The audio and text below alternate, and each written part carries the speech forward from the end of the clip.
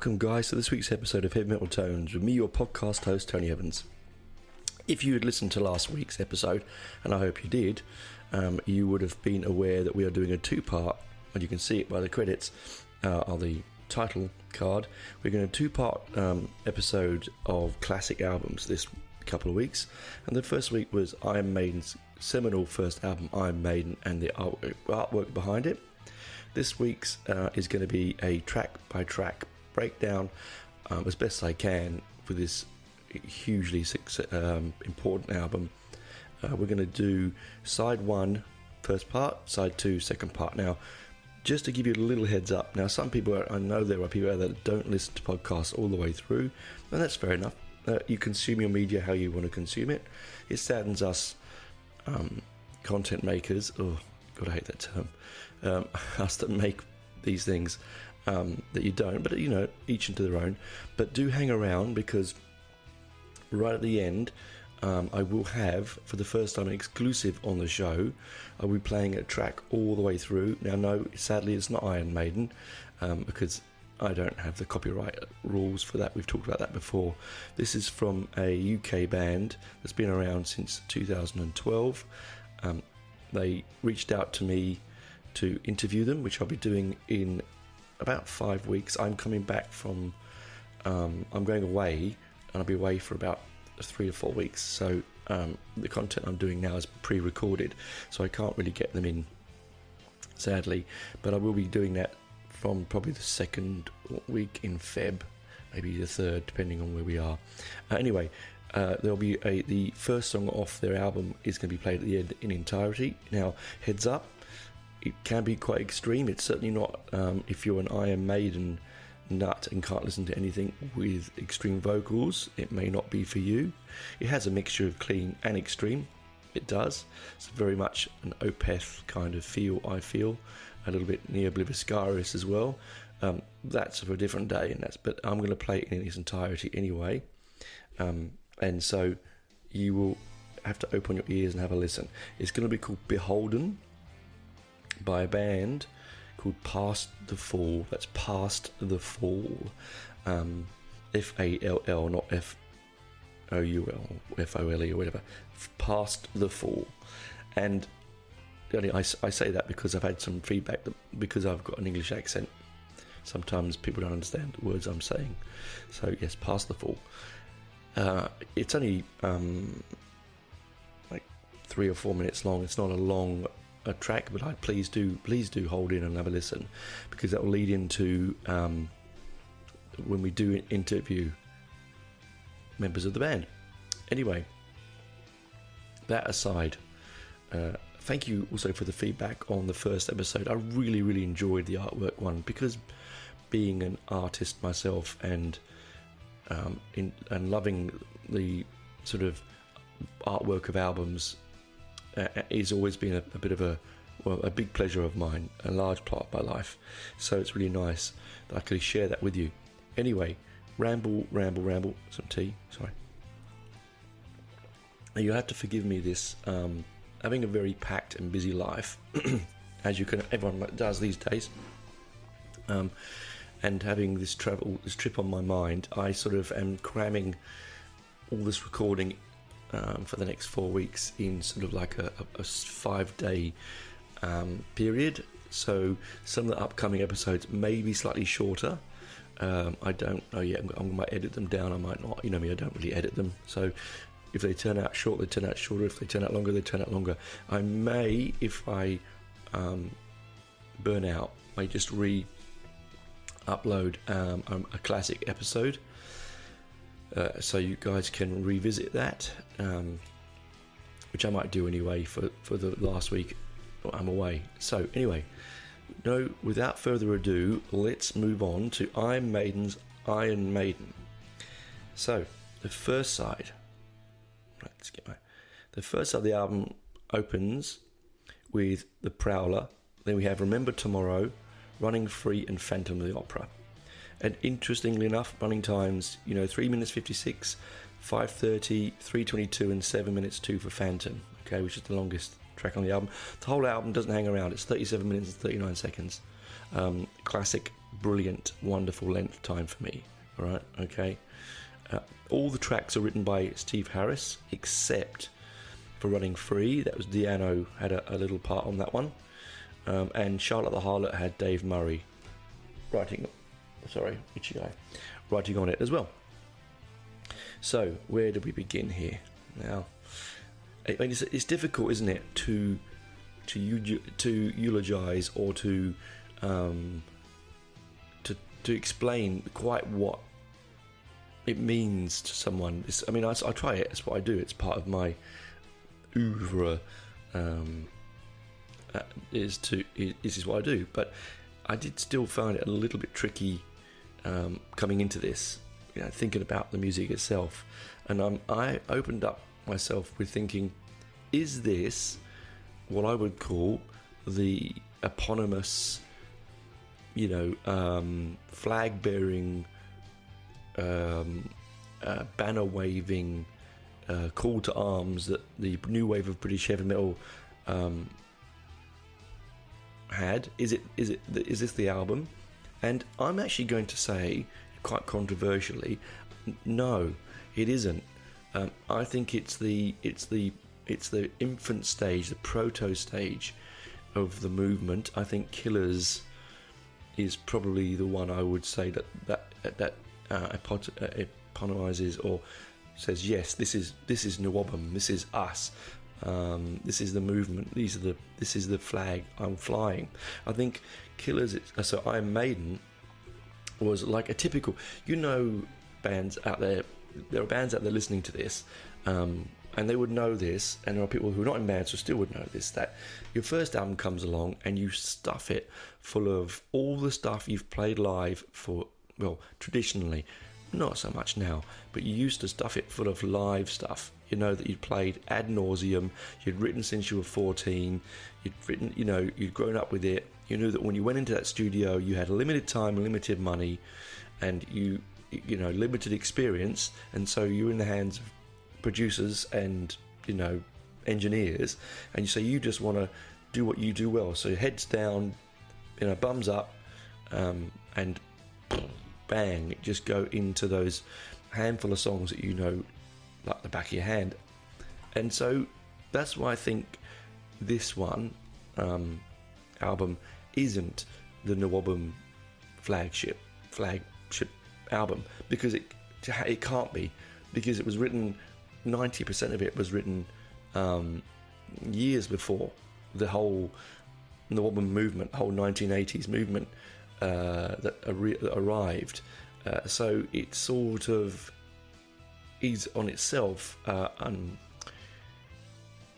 snapshot of the, if you were to draw a graph, I think the peak of your heavy rock, and you're coming into, it was what was maybe considered heavy metal, and I think it was because it was genreified, if you know what I mean, by then, with your Sabbaths and your Priests coming in, sort of, so you had that, and then the mix of sort of, and there is not, I don't think there is a lot of blues influence on this album. You can hear it because all modern, most guitar solos are in some kind of blues key or blues scale, but then anyway, and more so then. So there's a little bit of blues influence, but it's mainly your heavy rocks, your Zeppelin influences, and even though that it's not there to the untrained ear, there's a lot of progressive rock mixed in with that. We know that because we know that it wasn't Bruce, he wasn't there yet. We know that Steve Harris is a big prog head, so it had its influences there. So I don't think it is. I think it's the proto Nwabum album, if anything. Very much like, stuff that like the New York Dolls and the Kinks and David Bowie were proto-punk bands and performers. It's the same way with these guys here. So we end up, let's jump right now. Okay, let's answer the elephant in the room. Steve Harris does not like the mix and the final sound on this album, because let's be honest, and I'm not saying this because I'm genuinely mean it, he's a musical genius. I mean, we all chuck the term musical genius around far too easily, but he's a musical genius. So, he's got a very, very, very discerning ear.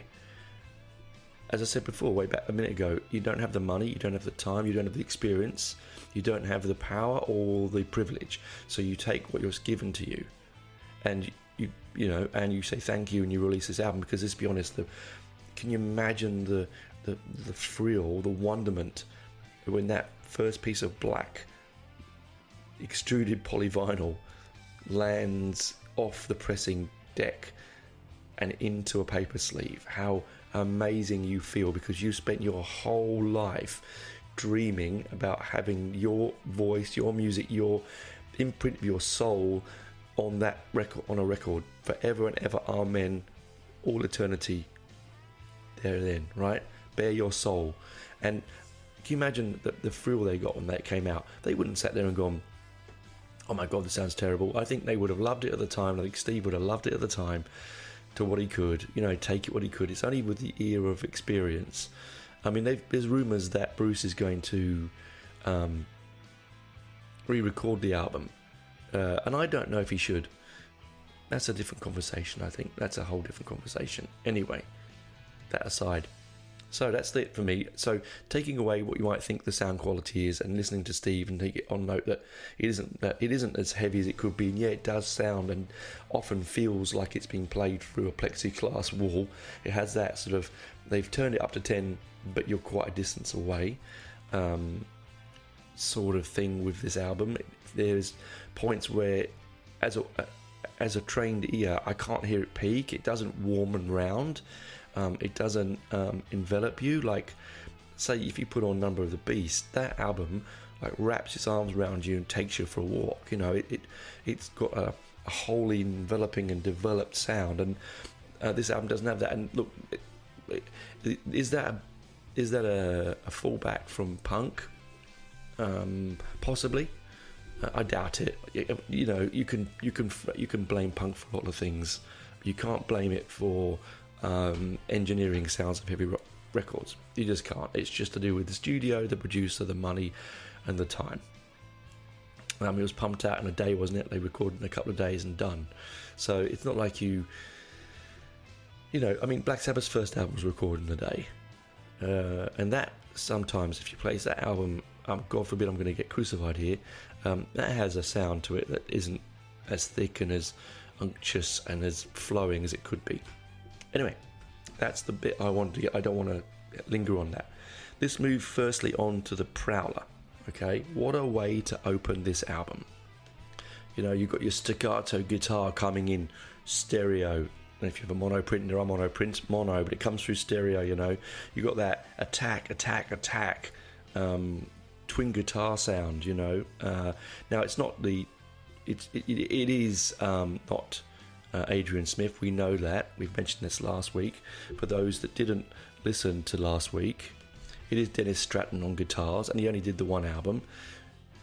But it has that sound. It has that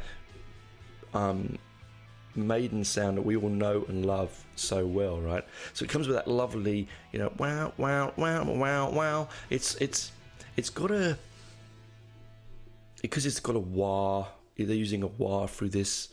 I'm sure that I can hear a wah. I think that's definitely a wah. And they've gated it open slightly. And it's this amazing kind of almost New York swagger. And I think that kind of American, it's not by any means an American sounding song, but it feels like they've just, you know what? Actually, no, I take that back. It, to me, it has this a glam rock feel. That's more like it. Because I was thinking New York Dolls, so I mentioned it earlier. That's why I went New York. It's got almost a Bowie-esque sort of swagger and attack to it. It really, really does. And it got a couple of bars of that, and then you have this lovely little bit of legato going on. Fantastic little trill, and then in comes for the first time the voice that I adored Paul Di'Anno's voice.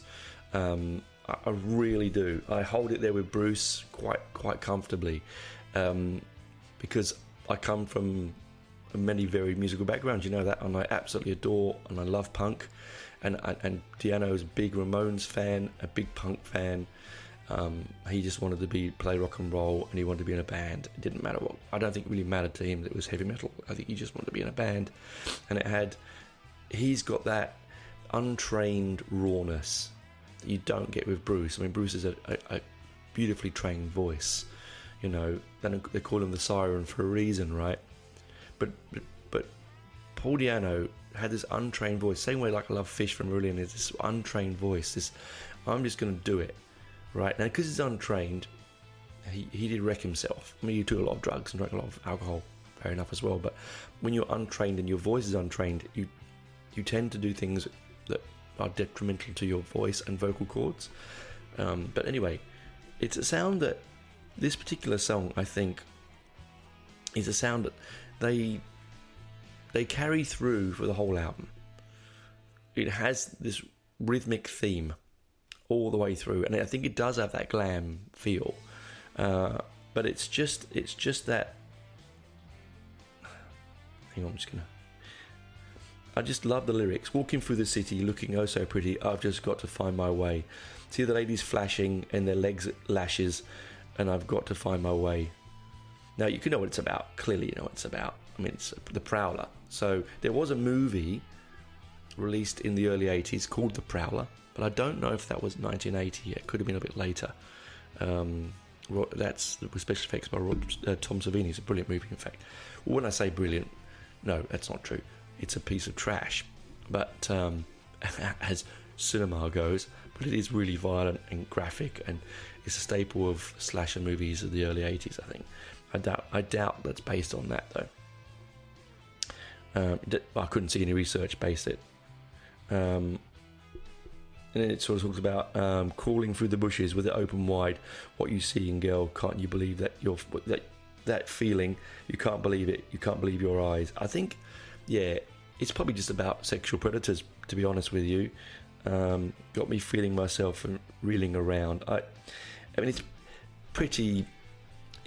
Unfortunately, this is where the machismo and some of the negative vibes that heavy metal got in the early 80s, to some extent, that it was all quite misogynistic.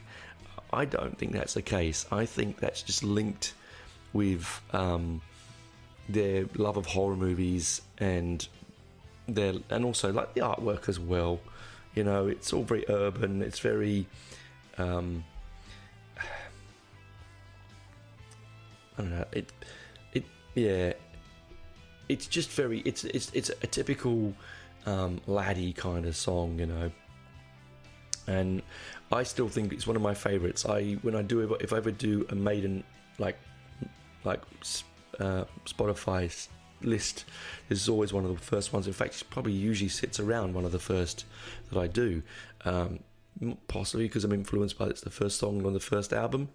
It might be the case, but you know, it is just a wonderful piece of music, you know, and it's got some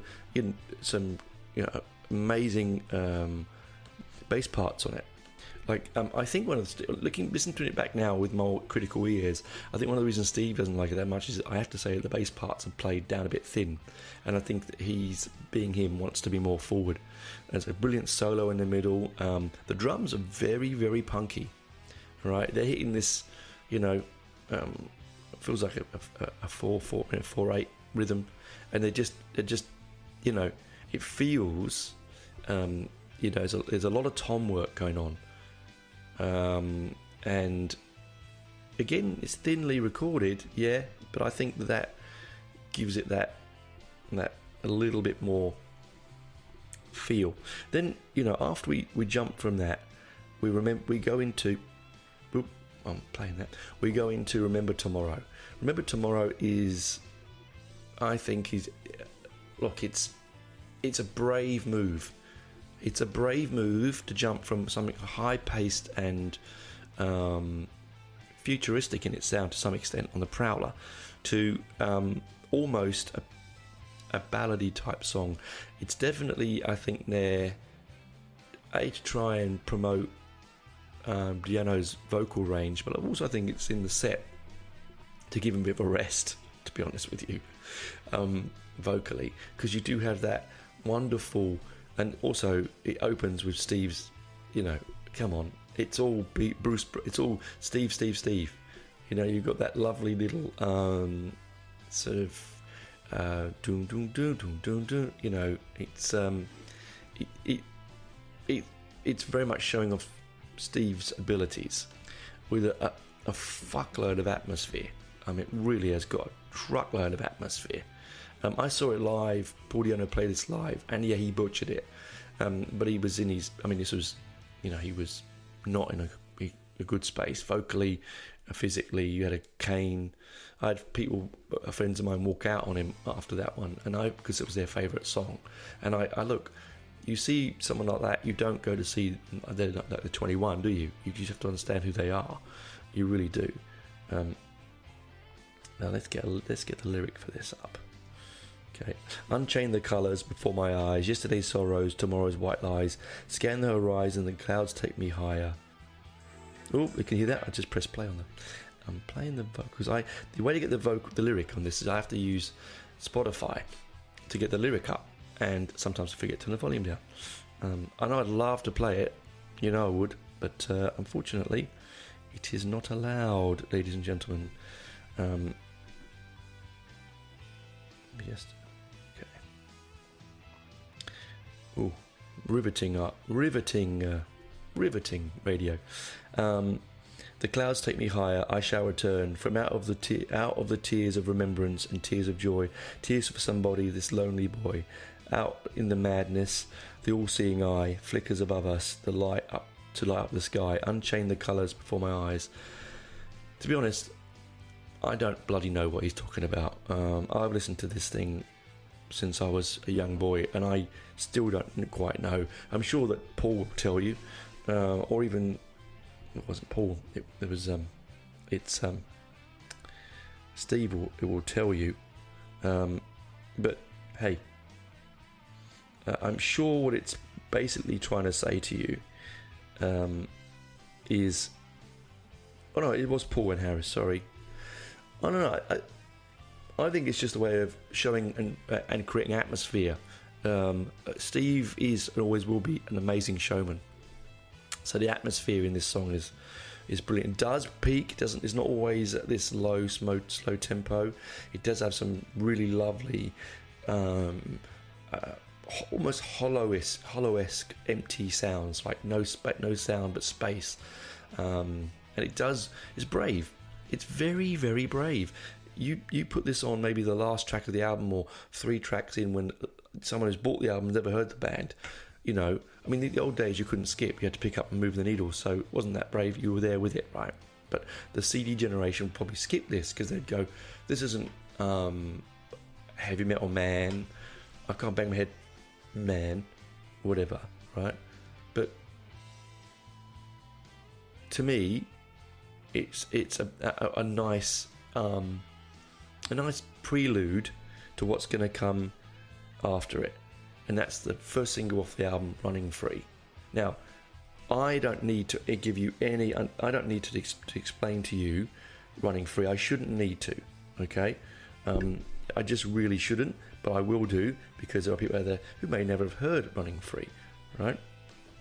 Now, this song, my ladies and gentlemen, boys and girls,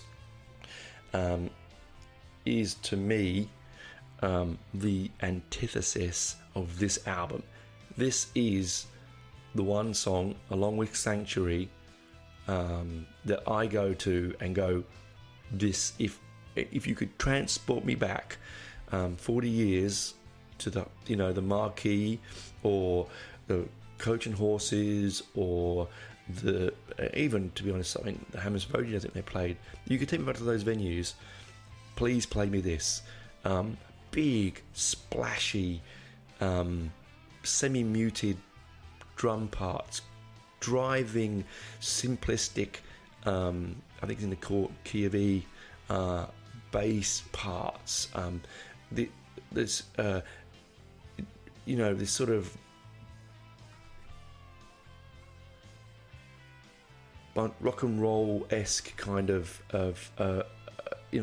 almost Chuck Berry-esque. Sorry guys, my neighbours have been really loud, and they're gardening and they're shouting in the other room, so if you hear them, you shouldn't, but if you do, I apologise. Anyway, so that sort of rock and roll feel, right? And here's the lyric, I love it. It opens with, okay, diddle-a-diddle-a-diddle-a-diddle-a-diddle. It's just, it's just a call to arms for let's have some fucking fun, okay? Just 16, a pickup truck, out of money, out of luck. I've got nowhere to call my own. Hit the gas and here I go. I'm running free, yeah, I'm running free. I spend the night in an LA jail. Now, okay, you have to understand, I think, ladies and gentlemen, boys and girls, that back in the 70s, England was a shithole, a almighty shithole. And so we were all fighting for the better life, right? We wanted to be somewhere else, most of us at the time, and America was the golden chalice that we were all trying to find and get to. Now, in retrospect, we realise it was really probably not that. We know it wasn't that good, but back then it was like, hey, we want to play America, we want to be in America, sunshine, women in bikinis, burgers, rock and roll, these sort of stereotypes. We don't see the racism, the healthcare issues, the minimum wage, these sort of things. We weren't seeing that, right? We were just seeing, and also, by the way, I'm not going to go to America, it's a lovely country, I'm not going to go. I'm just making, this is what was the case. So it wasn't much different from what we were going through. It was just more sunnier, right? And so he's written a song about, a fantasy song about, escaping, running away from the police in LA, La La Land, land of opportunity where the roads are paved with gold, sort of thing, right? And poured her at the bottle top whiskey, dancing disco hop. Now all the boys are after me, and that's why it's going to be where it's going to be. I'm running free. Now, that lyric there, poured her at the bottle top whiskey, dancing disco hop. Does that mean that he is the character? Has he done something like the Prowler has done? Is it connected to the Prowler? Is he a sex pest? Has he done something nasty? Did he just, try to pull someone else's girlfriend, or bird, as he would put it, possibly, and then he gets arrested for fighting, and then he gets out of prison and he runs and he goes on the run. It's just musically, it's just bouncy. The drumming's great. The solo in the middle is something. I know it's Stratton and Murray, and so I struggled to hear what the Stratton solo is, with the Murray solos, but it's there. It's really sharp. It's very youthful. It sounds we are young. It doesn't have a mature sound. Well, not as mature as it does become later on, and not as chunky, and it might be down to the production value. Anyway, so that's Running Free. Then we move. Oh, see that? You can hear that. I almost hit the music because I am. It's also that really good, iconic 3-chord opening as well. Now, Transylvania.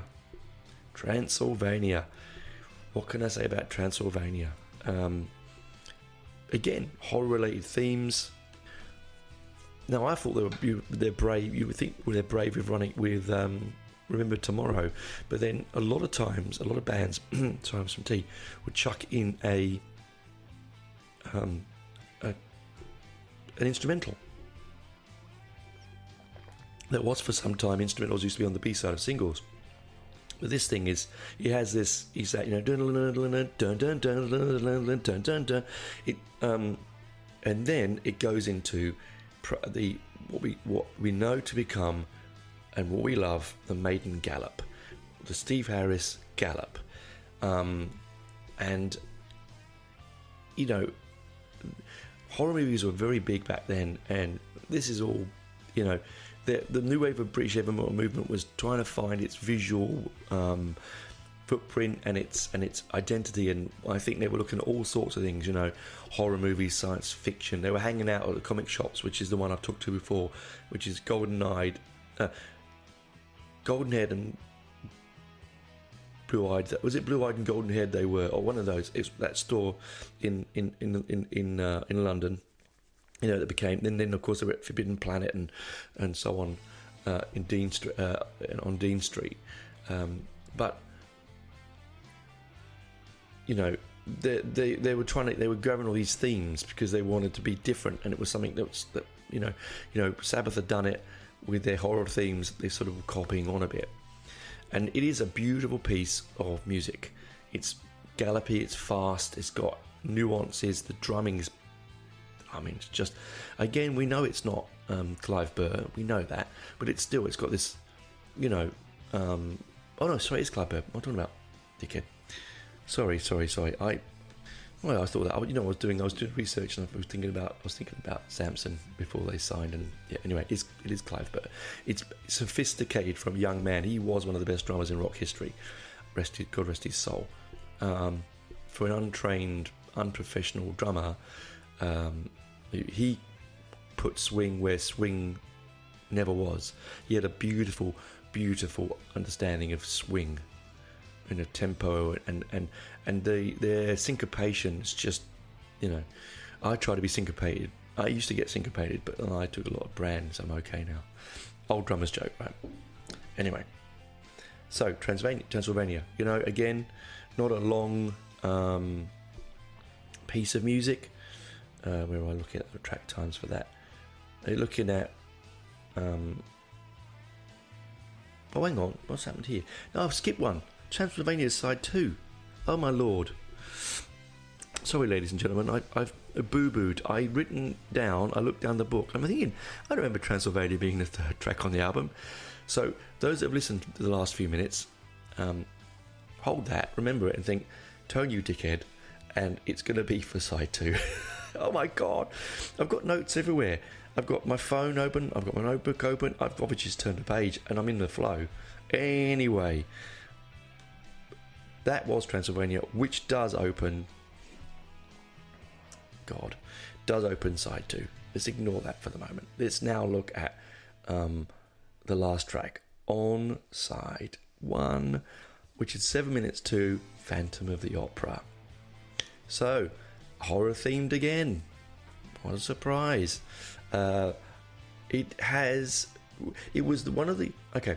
Picture young Tony. He's 11 years old. He hasn't got guitar, but he's got a tennis racket, and I've painted frets on the handle of this wooden tennis racket. And I sat there and tried to learn, without having actual strings or any guitar, the guitar part to Phantom of the Opera. All right, because it opens with that wonderful call and respond mute, boom, and then you got boom. So it's creating this. If you know the Phantom of the Opera story about the man that gets disfigured and falls in love with the opera performer and lives in the cellars of the opera and haunts the opera because he's in love with the operatic singer. And it's got that. It almost has an operatic feel. It feels like someone in the orchestra pit is giving it, an opening to a beautiful opera. All right. I got the lyric. Come on, yeah. I've been looking so long for you. Now you won't get away from my grasp. You've been living so long in hiding behind that false mask. Actually, see what he's doing. What they're doing there Steve is. He's doing a beautiful thing that we do in art and music. Is he's using his ability to get inside the Phantom and relate his feelings about how he feels about the female that he's in love with, and that she's had this false mask. Now, Steve is a big reader, okay, and so he would have read Phantom the Opera, and so he would have really studied that book before he wrote that lyric. The book's by Gaston Leroux. It's a French book. It's quite a thick, syrupy book, but you know, if you're a big reader like Steve, then you know, you sort of get, you just consume it. Anyway, look, I've realised I'm going way over. I'm 35 minutes in. I haven't even had a break yet. So I know I was going to do part one side, part two. I think that's going to have to be scrapped. Let's have a break, and I'll come back and we'll carry on from there.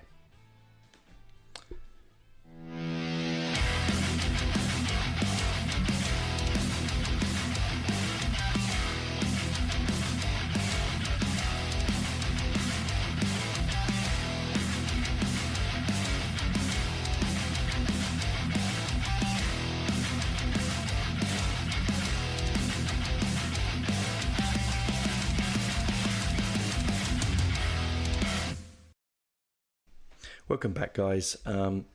Yeah, so sorry about that. I got in. I couldn't stop my thought train, so it went a bit longer.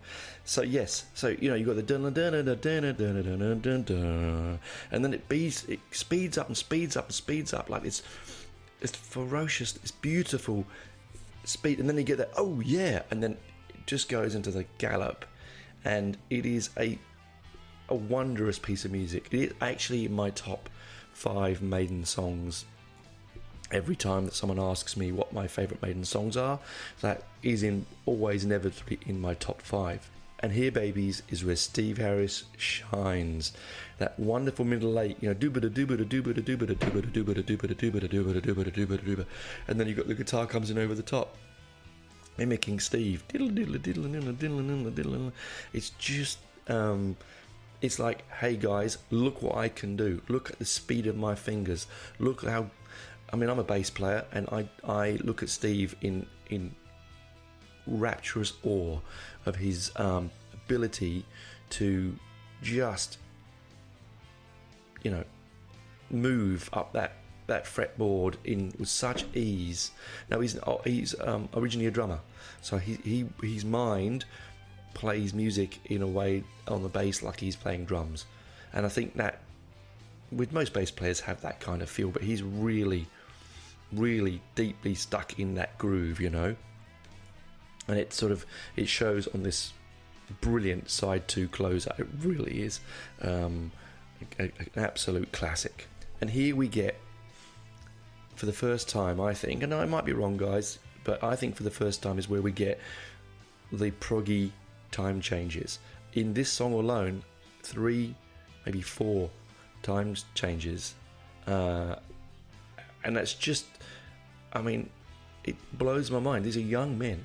Now, this is what the beauty of prog music is, because it opened up these young guys to more eclectic, interesting, difficult musical nuances, and it's just a wondrous time change, and it just goes, and it has that fantastic vocal line by Paul Di'Anno, you know, and it ends when it mirrors the beginning, you know, dun dun dun dun dun dun dun dun dun dun dun dun. It is very, very operatic in that respect. Now, moving on. Oh, whoop! Can you hear that? I had that moment. Transylvania. We can ignore Transylvania because I've done it, because I'm an idiot, you know. And they might say, he doesn't know his albums, he doesn't know his research, he's an idiot. No, I'm an old man syndrome, and because I've got like 5 shows to do in the next couple of days, I've paper lying around. I'm not trying to shortchange you listeners, I'm not. It's just sometimes you make errors, right? Doesn't matter. Now, we move into, I'm just going to check I've got it right this time. Tony Evans, you idiot. The next one is Strange World at 5 minutes 43. Well, it's actually the second on side B, but we discuss that. This is not a song, and I'm going to be honest, it's not a song that I tend to go back to It's not a song that even really is that. It's no album.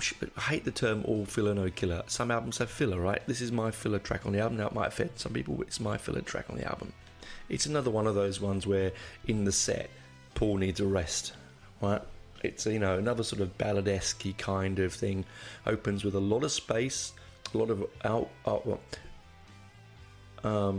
otherworldly type guitar stuff, and Strange World, you know. Again, I would probably say that it is based on literature. I haven't researched that. Let's do that live, listeners. Let's do it. Okay, Strange World book. I would say that most of this is, and I've made a boo-boo of it, and I haven't noticed it. Maybe Strange World. Strange World by Edward Frank. Okay.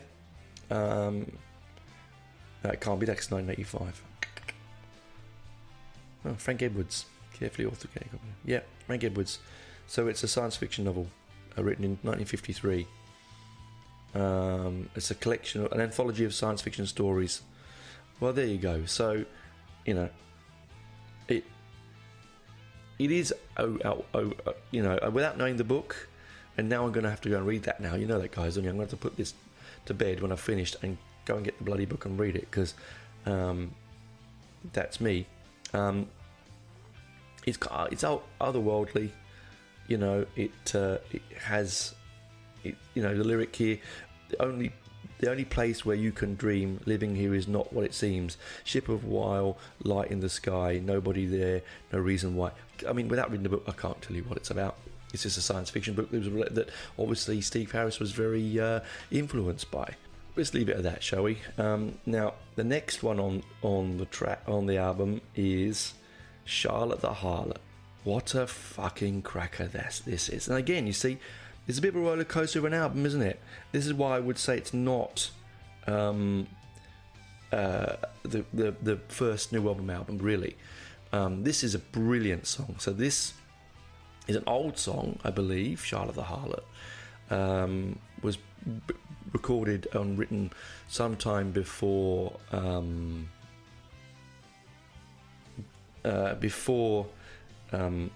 band was really sort of big, you know, like when they're just young and running songs. Let me just get this. Where am I? Okay. Now, I'm not doing the singles, by the way. I'm not going to review the music of the singles, that one on the album. I'm not going to do it purely because there's too much there's too much. I haven't got enough time to be honest with you. Sorry, sadly, guys. I might do that another time. But anyway, just doing the album releasing songs. So yeah, Charlotte the Harlot. We all know the lyric. If we don't know the lyric, I'm going to read it to you now. It's one of those great live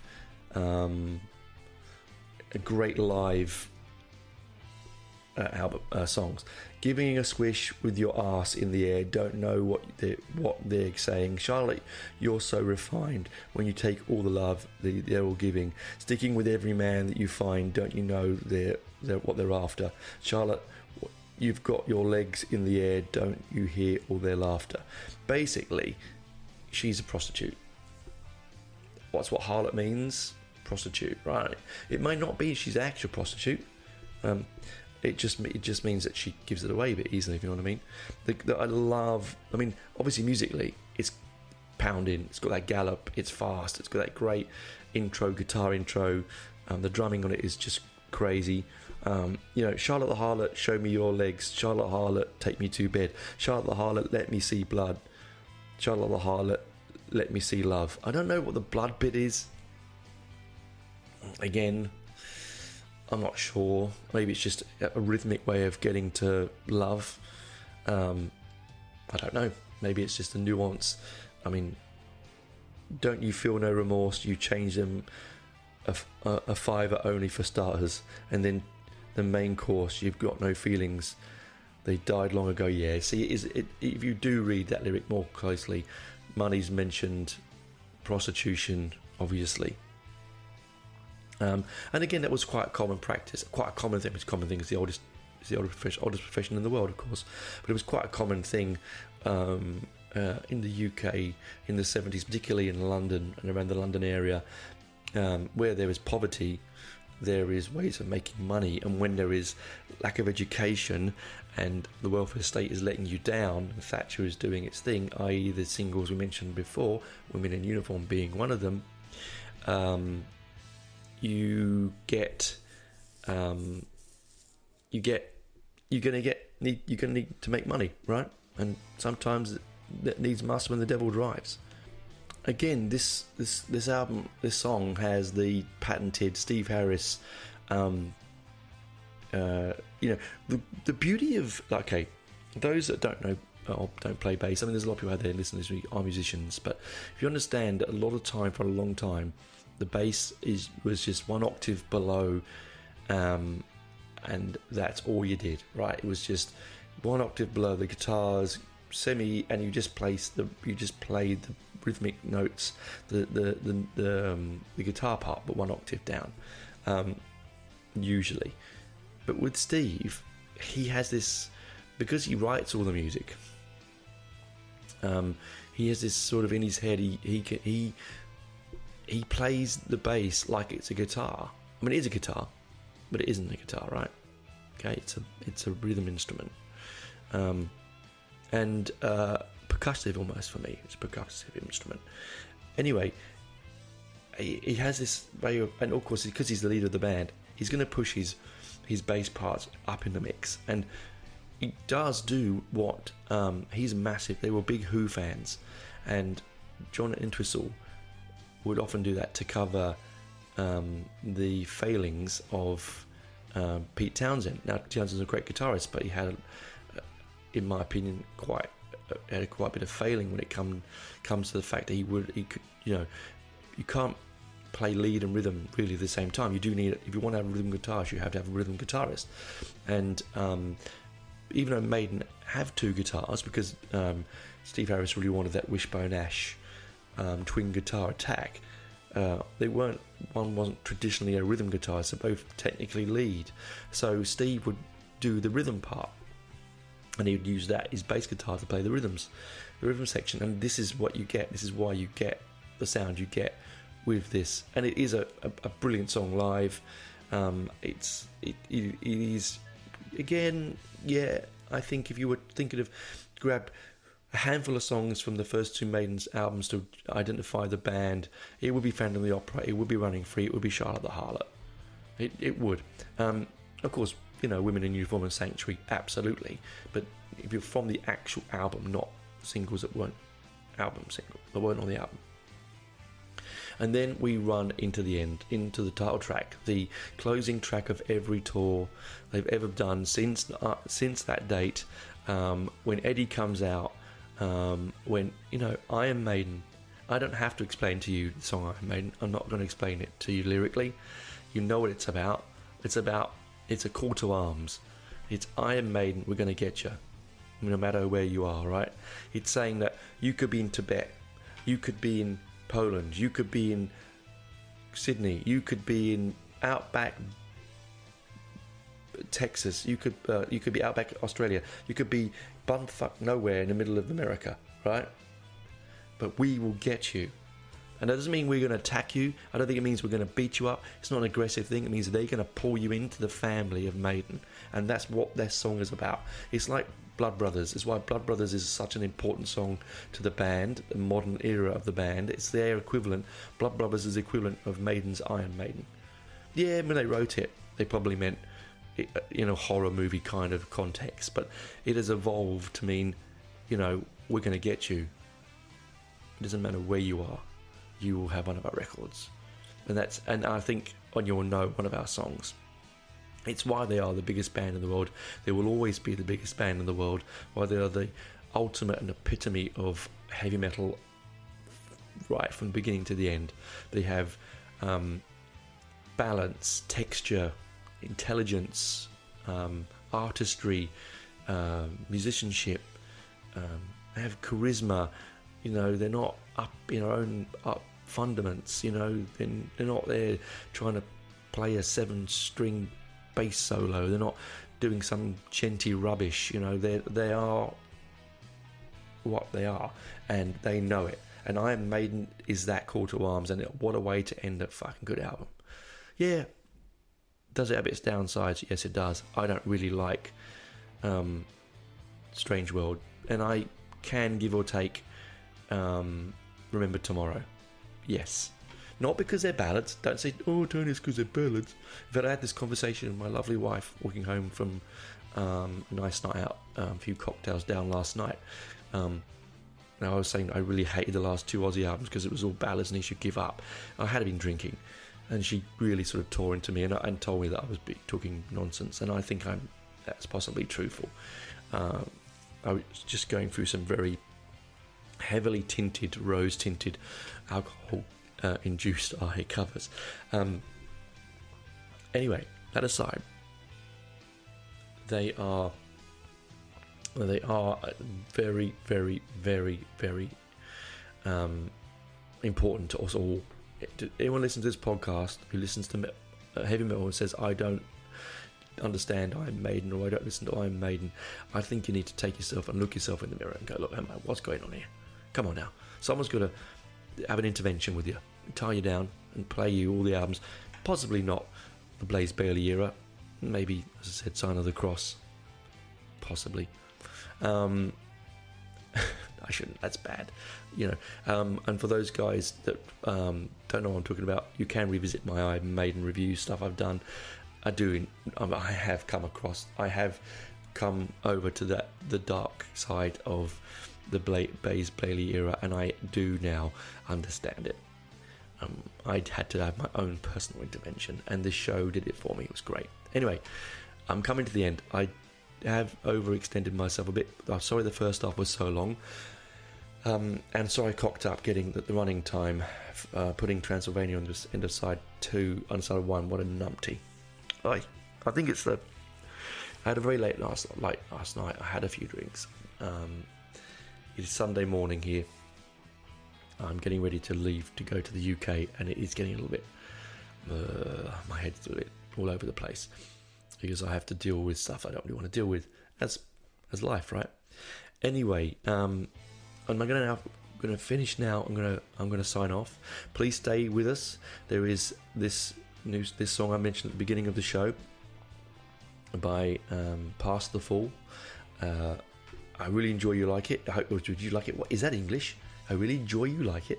I really hope you like it. Duh. I don't get my words in the right way around anymore. I really like it. It has this, as I said, has a sort of Neo Obliviscaris, Opeth, progressive, extreme metal feel. It won't be for everyone. If you're a dyed-and-all Iron Maiden fan, you've come to the show for the first time, it may not be for you. But hey, why don't you open your mind and have a listen? Anyway, you can find the album on Spotify, Apple iTunes. They've only got one album at the moment, but it's worth digging in. I'm going to interview the band in a few weeks' time, so I'm not going to go too much into it now. You can do your own research. Please enjoy this song. Now, bear with me. I did write the song title down because I'm an idiot.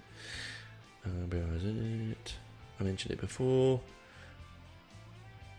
Okay, it's the first song of the album. It's called Beholden. Okay, and the album's title is From Insanity's Ruin, released in 2021.